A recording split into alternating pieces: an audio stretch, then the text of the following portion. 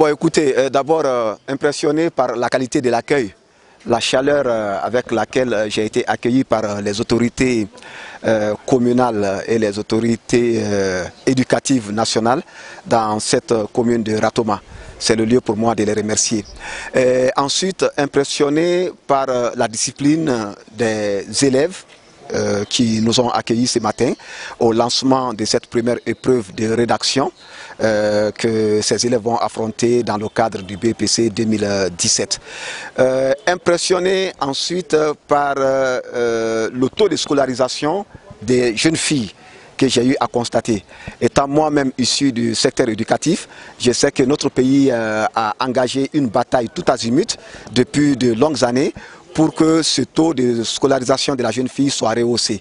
Au jour d'aujourd'hui, c'est avec beaucoup de satisfaction que j'ai constaté que dans la salle où il y a eu le lancement des épreuves de la rédaction, qu'il y avait plus de filles que de garçons. Ça, c'est un chapeau que nous tirons à tout le système éducatif, aux parents d'élèves en particulier, pour que cet effort soit encore soutenu et continuel dans le salut de notre nation. Parce que tout le monde sait que c'est sur la jeune fille qui reposait un peu le fardeau de notre société.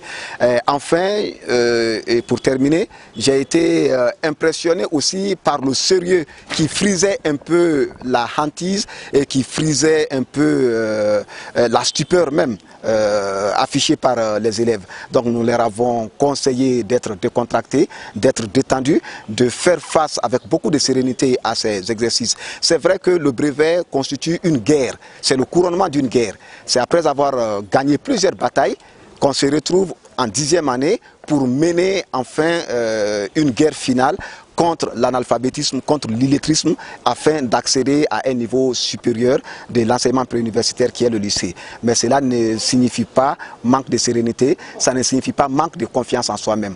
Nous avons aidé les enfants à avoir confiance en eux-mêmes et à aborder les sujets de cette année avec plus de sérénité. Il nous reste maintenant à souhaiter bonne chance à toutes et à tous pour que notre pays puisse gagner lui aussi sa bataille contre l'analphabétisme. Je vous remercie. Oui, les consignes, c'est toujours les mêmes consignes. On a dit tolérance zéro. Tolérance zéro, ça doit continuer. L'administration est une continuité. La tolérance zéro, ça doit continuer. Mais je l'ai dit lorsque moi-même j'étais au système éducatif, j'ai dit tolérance zéro, ça commence par nous-mêmes d'abord, autorité éducative. Il ne doit pas y avoir de tolérance vis-à-vis de notre propre comportement. Après, les encadreurs viennent. Après, ces encadreurs viennent maintenant les élèves et voire même les parents d'élèves. Et à tous les niveaux, il ne doit pas y avoir de tolérance contre la tricherie, contre la fraude, et contre la malgouvernance. Monsieur le ministre, quel est le constat que vous faites de l'aspect sécuritaire que vous avez trouvé sur place?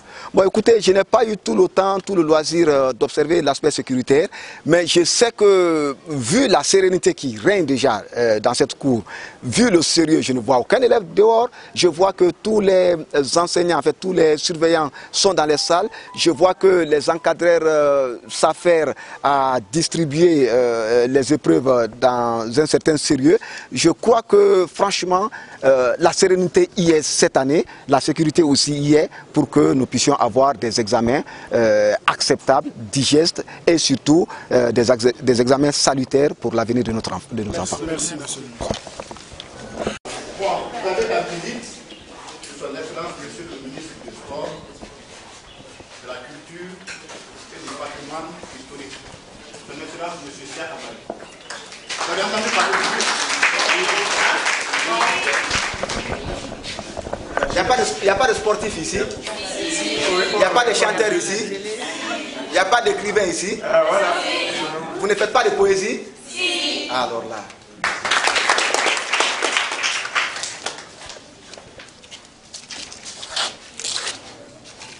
C'est sérieux, c'est très bien.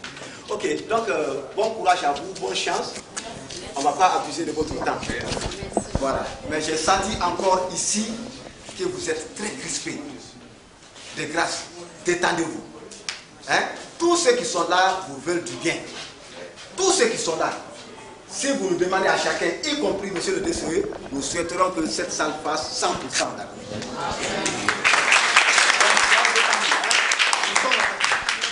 Merci.